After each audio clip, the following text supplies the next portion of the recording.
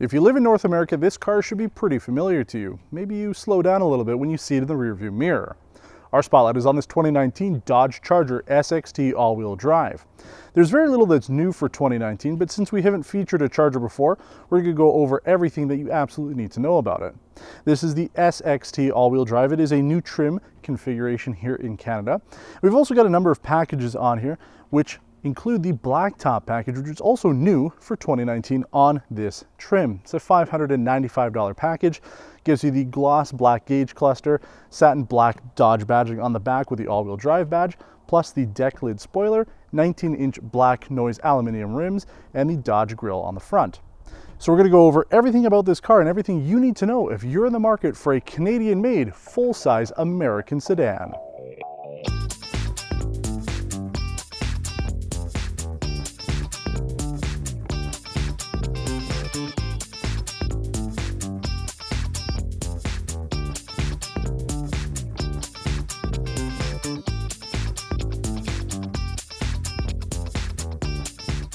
You know, I was pretty happy to get into the Dodge Charger for 2019. It's actually been probably 4 years since I drove a Charger last, and that was another SXT version of it, but it wasn't the all-wheel drive, so it is nice to be able to have this.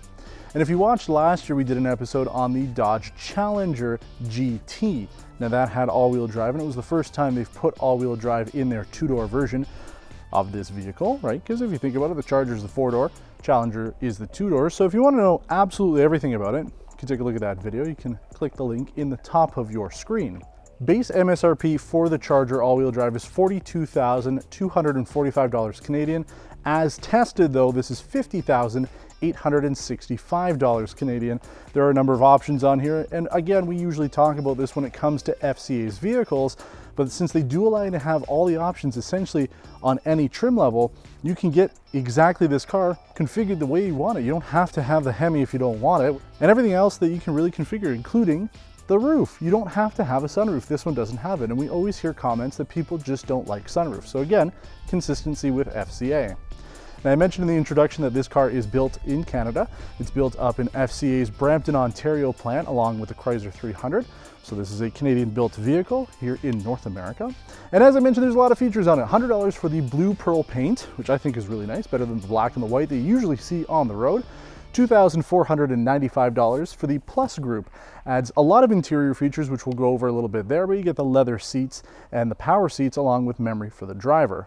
You get blind spot monitoring, rear cross traffic alert, and auto dimming heated dipping mirrors. Now they don't automatically fold in, but they do dip when you put the car into reverse, and it helps because the backup camera is not that great.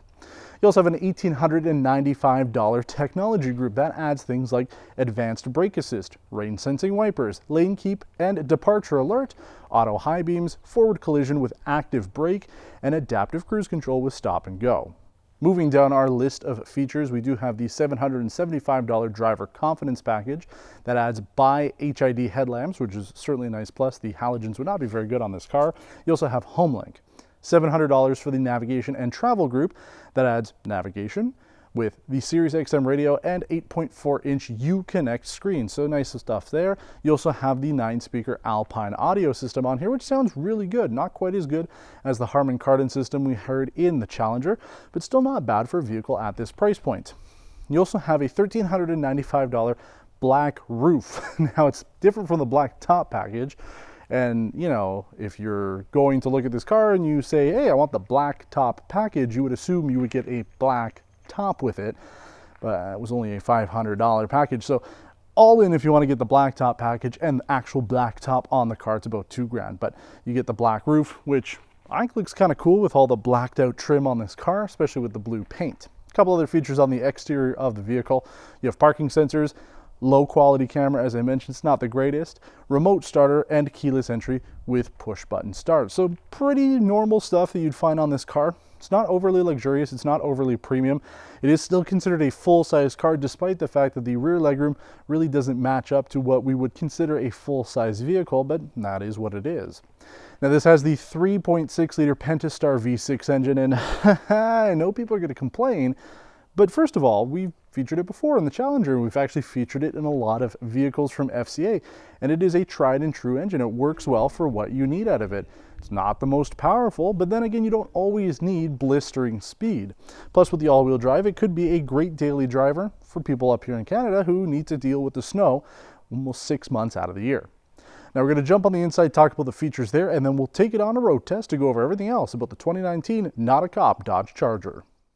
So it might be a little dark in here again without the sunroof. It's a little darker than we would like in here, but again, if you've watched any of our videos on FCA products, whether it's the Dodge Challenger, the Durango, or even some of the Jeep products that we've done, the interior makes sense, right? You've got your digital cluster in the center. It takes up the center part of the screen with the black gauge cluster portions around for the black top package. I think it looks pretty sporty, not overly aggressive, not something like you get on the SRT models, but it gets the job done. 8.4-inch Uconnect screen is functional. We really like this version of Uconnect 4, not so much the older one. This works really well. Apple CarPlay, Android Auto, navigation, Sirius XM, and that 9-speaker Alpine audio system. Plus you've got controls for your heated seats, heated steering wheel, and ventilated seats, which is certainly nice on a day like today where it's getting kind of warm. With the black Napa leather, it will heat up quite a bit if you leave it in the sun. You do have outboard heated seats in the back, 2 USB plugs back there, plus 2 vents in the center tunnel.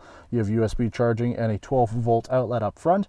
And really, there's not much else to talk about. You do have a sunglass holder, home link as we mentioned outside. That's about it. It is a relatively straightforward interior, nothing to be confused about, which I think works for some people who are looking for something that really isn't a whole lot of fuss. One thing that you do get with this is the Super Track Pack. We talked about this a little bit with the Challenger. Essentially opens up settings for sport mode. So when you push sport mode, you can change whether or not it's the suspension, the traction control, steering, things like that. And then you also have access to launch control, which we might talk about a little bit on our road test. We've done it before with something like the Challenger. With the V6, we're not going to be going overly quick with it, so it's not meant for as much performance. But that's about it for the interior here. As I mentioned, there's not much to go over. It makes sense, straightforward, and now it's time to take it on our road test. We're going to go out and see what this V6 Pentastar has to offer as an SXT all-wheel drive. Considering Dodge's FCA's performance brand, I think it's important for us to go over the performance stuff right off the top. We've set up launch control here through the Dodge Performance Control, something that I really like about all of their cars, that once you configure it the right way, you get their Super Track Pack, and you can have control over pretty much everything. So you can see here, it only goes up to 2,300 RPM. Again, it's a V6, so we're not expecting a massive amount of power out of it anyway. But we're going to activate launch control, 2,300 RPM basically to launch, press the brake and quickly apply full throttle, and then we release. So here we go. Now we're in sport mode with manual off. Ooh, 6.9. That ain't bad at all for a 3.6 liter V6. It's not the Hemi, it's not the Hellcat, it's not the Demon, it's none of those things. But the last recorded one on here was 7.0. That was the best time. Now I don't know if that was reset at some point, but 6.9 seconds 0 to 100, that ain't so bad at all. We can go back to our little performance pages here on our Super Track Pack. We can see things again like our 0 to 100, current power output, current gear, things like that. There's actually a lot of information on here. So if you were to have something like the Hellcat or even something like the regular SRT, you can really have a lot of information about the car available all the time on both screens, and I really do like that. But again, this isn't the quickest one. We've kind of talked about this on social media over the last few days or so. Who is going to be buying this car? As a used car, either Challenger or Charger, even with the V6, isn't a bad buy. But as a new car, I mean, this car costs $50,000 Canadian. And it's comfortable, you know, the seats are big and the space is big. It feels like a very boaty type of vehicle. But I mean, the handling, well, it's not really all that exciting. And as we go around the corners, I'll kind of show you that it isn't really the most refined experience. And really, the Dodge Charger is one of the oldest vehicles that you can buy on the market today. Despite the fact that this is the second generation, it shares so much of that first generation, which was really based off the Mercedes E-Class. So, I mean, this is a very old platform. Is it going to be updated anytime soon? Who knows? So here we go again. Bit of a rip. I mean, it goes up. It's not the sexiest sounding engine. The exhaust doesn't do a whole lot to excite. It's not like a ton of drama. And then when you go around the curves, it's a little vague. It doesn't really get the job done. It's a big car, and that's the thing. You know, this doesn't feel underpowered. I haven't had any issues getting up to speed on the highways or be able to pass people with the V6, but it really isn't a sports car in the sense that, like, the handling is all right. The steering is pretty vague. Brakes, they work, come to a stop and then go, and, you know, the sound out of it's mediocre, right? It's not great. It doesn't make a ton of racket. If you take it out of sport mode, it performs a little less aggressively, but still, I mean, this isn't going to be the top pick for people who are really an enthusiast when it comes to these types of cars, right? You're going to be going for the SRT. Even going over some of these rougher roads here, I mean, the car eats it up okay. I wouldn't say it's super great, the suspension. You know, I mean, you're not going to hurt your back. I mean, if you took this on a long distance road trip, it'd be fine, right? But this isn't comparable to any of the other kind of sports sedans that we've featured so far on Test Drive. It is in a league of its own in the sense that, you know, it's a strange market for people who are looking at buying this specific car, especially new. I just don't know who's buying it. Okay, look, I don't want to come off completely negative towards the Dodge Charger. Hell, I'm trying to start the whole just let people enjoy things campaign when it comes to personal taste for cars. And it seems pretty counterproductive to hate on this just because it doesn't make sense to me. But I'm having a hard time justifying the price tag when there's so much that's good at the $50,000 Canadian price point in the wacky wild world of sedans. But before I go into the likes and dislikes, let's go over fuel economy. The Charger did 7.8 liters per 100 kilometers or 30 US miles per gallon on our 100 kilometer test loop and 10.2 liters per 100 kilometers or 23 mpg during our 670 kilometer week. In order to get our likes and dislikes going, we should really go back to the 2018 Dodge Challenger GT all-wheel drive we featured a little over a year ago. Things like the Uconnect 4 infotainment are still pluses, along with the exterior design, all-wheel drive option with the V6, and the performance apps in the system. All things that we liked about the Challenger are true too for this Charger.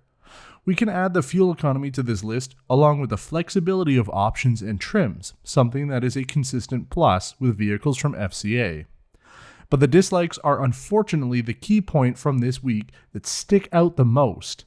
Price being the most important, considering a similarly equipped Challenger SXT V6 all-wheel drive comes in about $7,000 less than this. Competition, like the Chevrolet Impala that we featured, are also less expensive. Even fully loaded like we featured is still about $5,000 less, though you do lose out on that all-wheel drive. Overall steering and handling on this vehicle left a lot to be desired. It was just vague, just like my interest in buying this car new.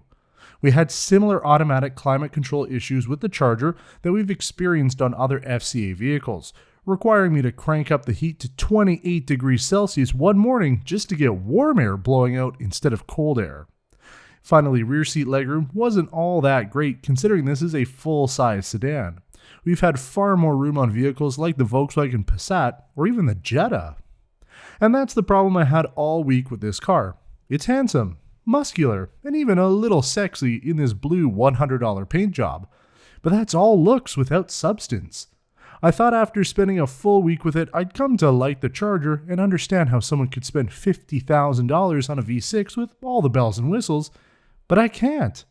For $52,000 Canadian, you can get the Scat Pack 392 SRT, which pumps out 485 horsepower and 475 pound-feet of torque, and would be arguably more enjoyable with this high-performance suspension upgrade over this car. Between this and the Chevrolet Impala we did, there's no need to think about it.